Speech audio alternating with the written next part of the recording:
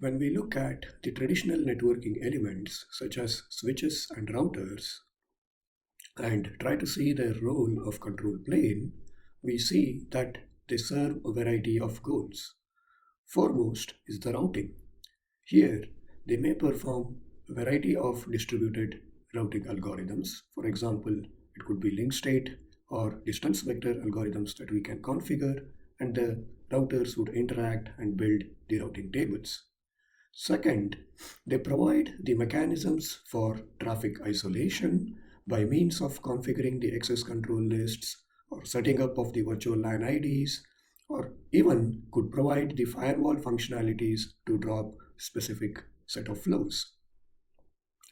Third, they would also provide the means for control in terms of traffic engineering and the mechanisms to aid the aspects to do traffic engineering on those devices. By traffic engineering, what I mean is the process of reconfiguring the network in response to the changing traffic loads so that we are able to achieve the desired operational goals. In essence, the traffic engineering would cover all the measures that would be needed to optimize and control the traffic that these specific network elements would process. And this would be able to guide us to have better throughput and desired QoS levels. And as such, traffic engineering is a part of network planning, operations, and management especially from all the ISPs do this. And this would include the mechanisms such as admission control, differentiation of the services, and even building failure resilience.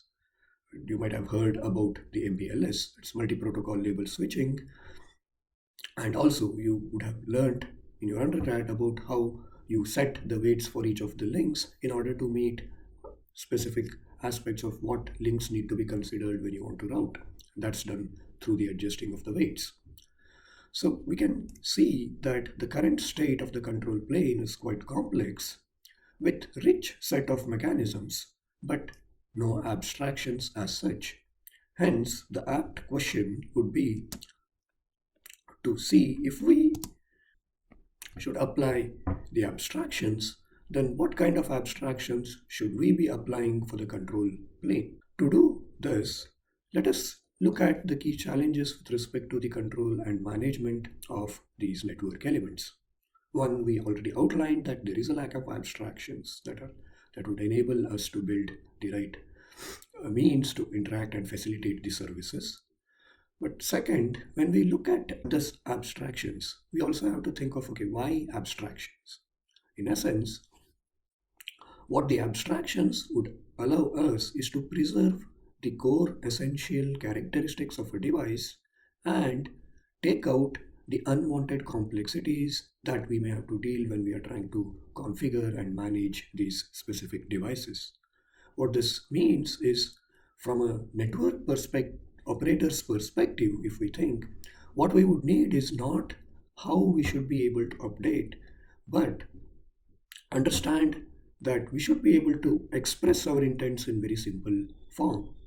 Like if I want to configure a specific routing algorithms, I would just express the intent that I want to set link state routing. And once we do that, we also want to control specific aspects of the link state routings to be expressed, like in terms of what weights we want to set in an easier and coherent manner. Nonetheless, what we see in the current model, when you mention the routers configure the updates on the router, these routing algorithms are often distributed and run on their own. That means the intent, what a user wants for a specific flow to take a specific path, may not be met at all, because these routing algorithms would learn based on the desired weights, and many a times you would have to go back and readjust the weights to see, okay, are we meeting our outcome? And this makes it much more complex to operate with these kind of elements. Further, when you have these multiple routing algorithms like internal and exterior gateway protocols that have to co-interact and enable you to build the necessary forwarding rules, these interactions also in a way affect the way the device would behave in terms of the forwarding plane. Hence, it becomes really unpredictable, and also it becomes difficult to manage the way the devices would be configured properly as we expect with our intention for the device to work. Moreover, there are also the bootstrapping issues that would come up when we want to have the correctness of the data plane reflected by the aspects of how the control plane is set up. And there is also this fragility or the risk of change that would occur when any of the things in the data plane change, or any of the configurations that would impact back on the control plane setup.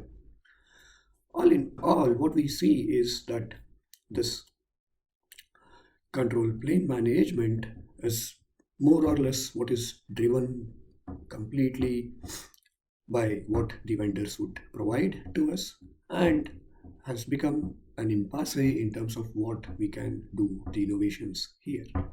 And this is something that we also need to take into account and ensure that we are able to overcome this to provide the better innovations be done on this control plane. And to do that, we need to look at what exactly are the control planes aspects that we need to be thinking of to provide the right abstractions. And we know that control plane must compute the forwarding state. And to accomplish this task, the control plane would have to figure out what the network looks like. That is, what's the underlying topology, what are the links, and the interacting neighboring devices, and overall the devices that are in the current topology, so that we can come up with the forwarding state. Second, once they would identify the key aspects of how the topology looks like, then they would have to go and run the algorithms that would enable to build the routings in the way that we want the weights to be accounted for, be it the weights in the inverse model to say that okay, the weights correspond to the either the delay, or in a direct proportion to say whether the weights correspond to the bandwidth, and then actually affect the routing intentions that we want to carry out. And eventually, once we have figured out a particular route or a path, then we would also need the mechanism to tell the switches or routers to exactly update the corresponding rule, forwarding rule, which would then make sure that the packets would go and take that particular rule in getting forwarded. So we need a right abstractions at all of these layers. And these would be the natural requirements for us in terms of how we want to build the control planes aspects when it comes to managing the forwarding state.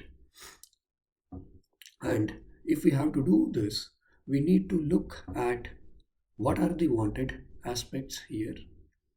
And the three that we outlined would be the most desired aspects when we want to set up a forwarding plane. And when we build this, any of the aspects that are unlikely for us to be able to manage could be left out at the device specific properties. So consider this analogy that we would build in programming. And what I mean by this is, suppose you were told to write a program wherein you have some specific part of the program that is hardware dependent, and maybe some of the information that you would want to store is dependent on certain hardware characteristics. And if we are given such a programming problem, a natural thing for us as programmers is to think of the right abstractions that we would want to build, and we would want to modularize our code and try to build the interfaces in such a way that we abstract out the machine dependent characteristics from the machine independent part and handle the machine specific concerns in a separate internal modules. This way, we would be able to reuse the machine independent modules across different machines or different hardwares, while we may only have to rebuild the machine specific characteristics to suit the underlying hardware requirements. And such has been the case when we look at most of the operating systems that we use today, be it the Linux, the windows, etc. And that's where this abstraction enables much of the reuse and easy to facilitate and suit any kinds of the hardware. And now we can think of applying similar an aspect to the networks as well. And what it means is we need to rethink of the control plane mechanisms that we discussed before and try to come out with the right abstractions which would make them work across multiple devices. In this, if we rethink of the three key characteristics that I outlined, we need to ensure that we have the right abstractions where if we have figured out what the network looks like or what's the topology like, we should be able to reuse this information in providing multiple of the control plane functions, not just to ensure that it is applicable only to set up the rules for forwarding, but it could be used for various other purposes. Second,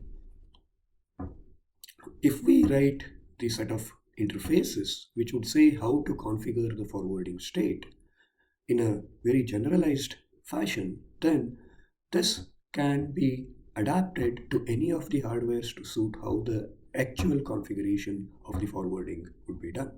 Think of this as an instruction set architecture that we use, like whether it is a RISC or x86 machines that we most commonly use.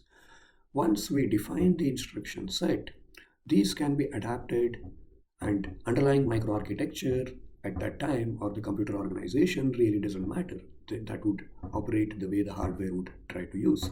But the interface remains fixed. And the same, we can now think of the forwarding state. If we define the right set of state or the interface to configure this forwarding state, we can take it and apply it to any of the hardware devices. This way, we can see that we can establish that the topology information could be reused and the way that the forwarding states can be applied as a machine independent characteristics would become very handy to apply it across different routers or switches. And this is all the SDN as a control plane abstractions is all about in terms of trying to build the better model of abstractions to the control plane. So if we think of the SDN control plane, we can think of two specific abstractions that we would want to build here. The first is the global network view. That is, we want to provide the information about the current network. And this, when we think of an implementation, we can term this as the network operating system, wherein it provides exactly the information of the underlying network and abstract out what each element is all about. Allow the user to use the networking elements to set the intention on the networking element without worrying about how and where aspects of the networking elements. And when we think of this network operating system as a rich abstraction, this needs to be run somewhere. And that's we can think of as running on one specific dedicated server, which could be just as a computer PC that we use or the server machines. And for reliability purposes, we may even think of having this server replicated across multiple machines. Or you can think of this network operating system as a distributed platform where a user would see and interact with such a system at one point, but it may be physically replicated at multiple ends. And the second most fundamental abstraction that we would want is the forwarding model, or what we can call as a generalized forwarding model, which would provide a standard way of defining the forwarding state. And such a way of defining a forwarding state is what we learn as the open flow. And once these specifications of the flows are defined, and in this it is open flow paradigm, it is called as a match action pattern, where you define the set of constructs on which you would want to match the data plane packets and pick out the set of headers and try to match the key characteristics from there. And for a given match, you would want to take specific set of actions. And the actions here is basically what to forward or transform the packet, modify the packet headers, or even to drop the packets as well. So in this model of the generalized forwarding with this kind of a specification of match action on the flow entries, note that we are moving away from the destination IP based forwarding that occurs within the routing devices. And this gives us a lot more flexibility and a lot more control over how we would want to forward the packets. So, having established these control plane abstractions and having enhanced our SDN model of the separation beyond the separation of control and data plane, building the right abstractions at the control plane, now we would have to reconsider our earlier question of why we would want to do this.